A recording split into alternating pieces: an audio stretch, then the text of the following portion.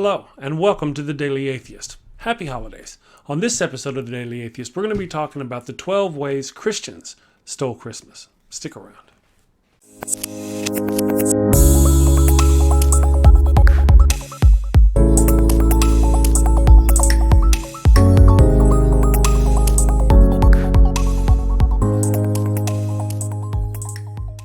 Okay, before we get too far along, I have to warn you that Santa will not leave you any goodies in your stocking. Just a big fat lump of coal. Unless you click that subscribe button and hit that little notification bell. Now, on with the show.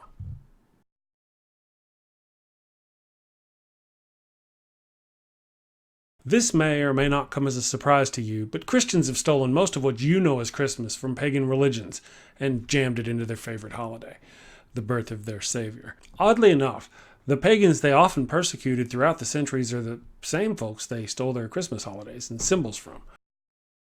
Surprised? Not surprised if you're familiar with the history of Christianity.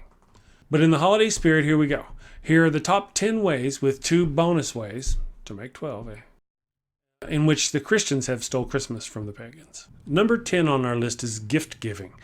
Saturnalia was a big thing for the ancient Romans. In fact, you'll hear it mentioned on our list several times.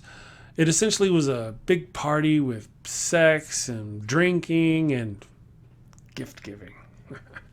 Yep, they would give gifts of luck and charity to the poor and, trinkets and things to loved ones, etc. Like Christmas. Number 9 on our list is holly. Decking the halls with holly was originally done during the aforementioned Roman holiday of Saturnalia. Romans gave holly wreaths to each other as part of their gift giving for the holiday. Christians, allegedly fearing persecution by the Romans, started adding holly to their homes during these festivities as well in order to avoid detection, and the tradition stuck. I say allegedly because Christians of the era were known to claim persecution where none or very little actually existed. Odd. Modern Christians seem to do the same thing. That's for another video. Number 8 on our list is kissing under the mistletoe. Mistletoe is a plant that was used by the Celts and the Norse and was a symbol of peace for the Druids. According to Norse folklore, the goddess of love Frigg went to all animals and plants and asked that they not harm her son, Baldur. But she forgot to ask the mistletoe. Then Loki, who we all know to be the god of mischief, made an arrow or spear, depending on which version of the tale you'd listen to, from the mistletoe and saw that it was used to kill the otherwise invincible Baldur. But then the gods resurrected Baldur, and Frigg was so happy that she deemed mistletoe a symbol of love and promised to kiss any who passed under it. Sound familiar? Number 7 on our list is Christmas carols. I know what you're thinking. Not Christmas carols. Well, most of our modern beloved or behated Christmas carols, depending on how you feel about them, were written within the past couple hundred years. But the tradition of caroling goes way back to, you guessed it, songs sung at pagan solstice celebrations. Children would wear masks and go house to house singing songs. Number 6, fruitcakes. Well, surprisingly, fruitcakes are said to go all the way back to the Egyptians, but they didn't really take off until the ancient Romans started feeding them to their soldiers. Somehow, along the line of fruitcake history, they ended up being the pariah of modern Christmas foods. Regardless, they are clearly not of Christian origin. Number 5, wreaths. Once again, the Romans lead the way. They loved their wreaths and decorated all manner of things with them. Even Caesar's crown was made of a laurel wreath. Number 4, anything to do with Yule. Okay, so Yule was a holiday celebrated by the Germanic people back in the day, and I'm sure it's still celebrated in various parts of Europe. In fact, it was referred to as Yuletide, and it began on the winter solstice every year and ended 12 days later. It was the celebration of the end of winter and the beginning of spring. So anything dealing with Yule is pagan. Yuletide, Yule, Yule log, all of it pagan. Pagan. Number 3, the 12 days of Christmas. Okay, I'm going to let you work this one out on your own. In number 4, I mentioned there being 12 days total worshipped as Yuletide. Clearly, it's not a big stretch to see where the 12 days of Christmas came from. You can do it. 12 days of Yuletide becomes... There you got it. The 12 days of Christmas. I know you could do it. I had confidence in you. Although the research origins are a bit murky, it's quite a coincidence that the pagans had 12 days of Yuletide starting the day of the winter solstice, and the Christians have 12 days of Christmas starting on Christmas Day. Number 2 on our list, decorating trees. You knew this one was coming. You knew it was coming. If you're an atheist, you know anything about anything, you knew this one was coming. In Jeremiah chapter 10, verses 2 through 4, it says, "Thus says the Lord, learn not the way of the nations, nor be dismayed at the sign of the heavens, because the nations are dismayed at them.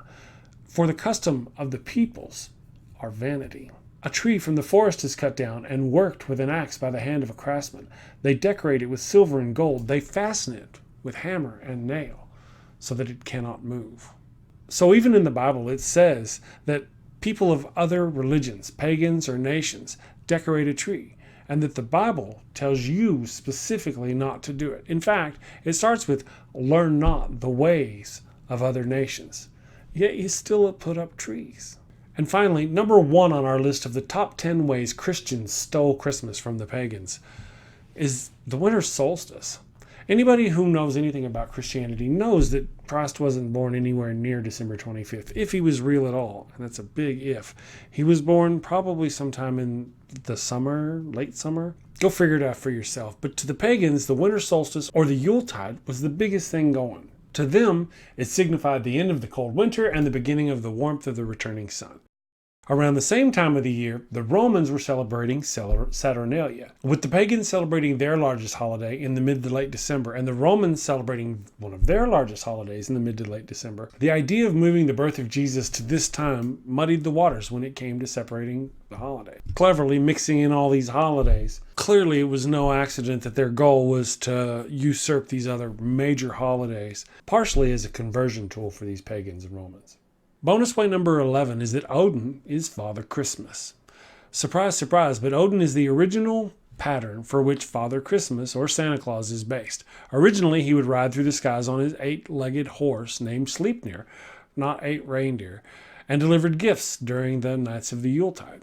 He had gift-making dwarves and elves known as Odin's men, who made powerful weapons such as Odin's spear, Gungnir, and Thor's hammer, Mjolnir, and presents for all the good little girls and boys.